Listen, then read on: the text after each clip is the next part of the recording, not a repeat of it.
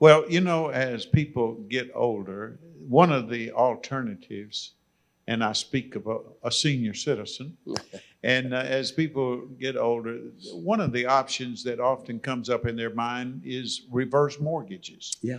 That it can be a good tool Hmm. if it's understood. Yeah. And I know you've had some experience with that, Don. What do you think? Should someone my age consider a reverse mortgage? And if so, under what conditions? Well, Dr. Crum, that is a great question. I'm glad that you mentioned that. It's something that we want to make sure people are educated on, that they understand. The part of the purpose of why banks started doing reverse mortgages was there were so many people taking advantage of short selling homes.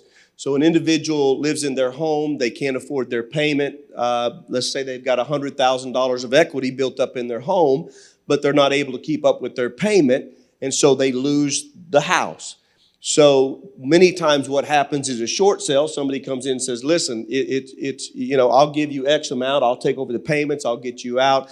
There's a variety of scenarios that individual has lost their home. They're out of their house, and somebody else has it and has capitalized on that. And the bank said, we're losing a lot of equity. So the reverse mortgage was originally designed with an intent of, listen, we don't want to lose that asset. We've got an asset and there's equity in that and the person has it, so what can we do?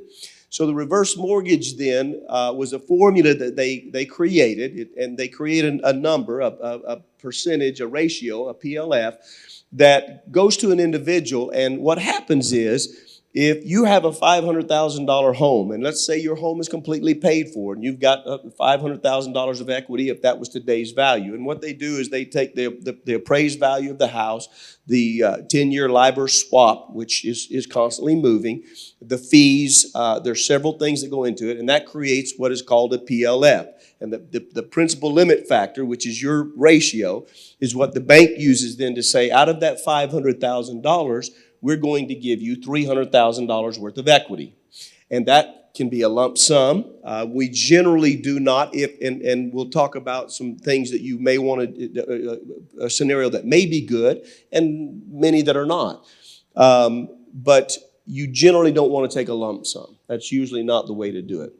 But what they do is they say, here's $300,000 equity out of your home. Now, there's still $500,000. There are very high fees associated with that. All of those fees come out of the cost and everything out of your portion, not the bank's. And they then make payments to you out of that money if you choose to have the payments. And so it's a reverse mortgage. Instead of you paying a mortgage, they're paying for you. Now, what people don't realize, and this is what's very important, is let's say that you live in a place where there's HOA, you've got a nice pool, a nice area. The HOA, the maintenance, and all of the house has to be upkept by you, the owner. The bank does not do that.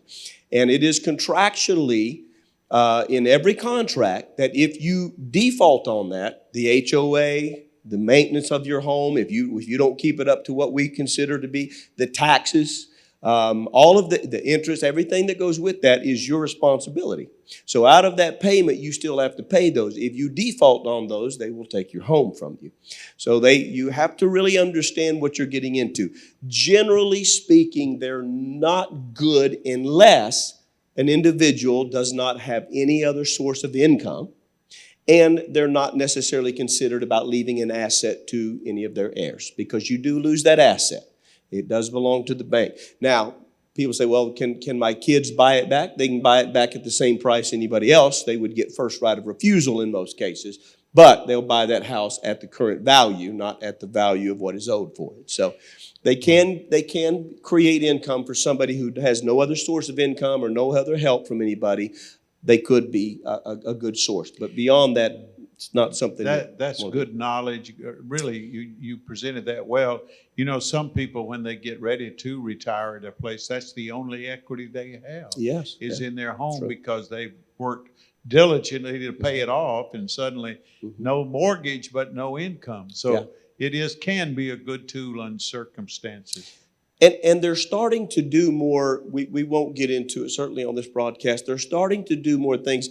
They're becoming sophisticated now, and some of the banks are using the equity. Money managers are beginning to use the equity in the home to put in the portfolio.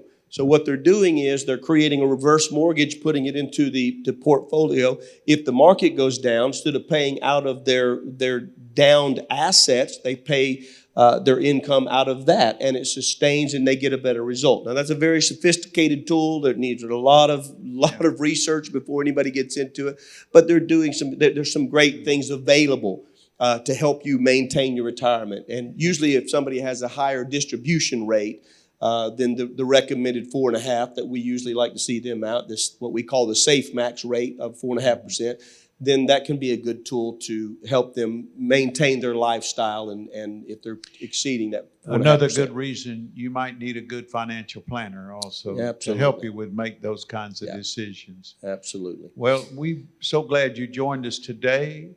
This has been a great time of looking into opportunities and discussing those things that could be traps for us. So let's be wise. Let's be really people who understand the best that we can, and then we will allow the Lord to lead us the rest of the way. God bless you. Good to be with you today. Always good to be with you, Don Wales. You're a source of information and inspiration. God bless you. Bless all so of you. Kind. Thank you. I hope you enjoyed the broadcast today. I hope there are some things that can really help you to get investing or keep investing. That is our desire here. I wanted to make quick mention of helpmeinvest.com. Helpmeinvest.com, an organization that we've put together. There's no fees. There's no products to sell you. It is literally designed to help you invest, to become a better investor. So you can go there, set up an appointment for 30 minutes. We'll spend some time with you. We'll go through your portfolio. We'll help you get started wherever you're at. Helpmeinvest.com. I hope you'll take advantage of it. I hope that you will continue to send in your questions. They mean a lot to us because we can talk about a lot of things, but what we really want to do is find out what's important to you, the level of understanding, the questions that you have. So hopefully that we can add value to your investment knowledge, and that you can increase and grow in that, and stay curious and read as much as you can, get as much information. But when you have a question, please feel free to just send that in to us. Send those questions in, because we really do enjoy them, and answering them helps us to make sure that we're being relevant and pertinent to you.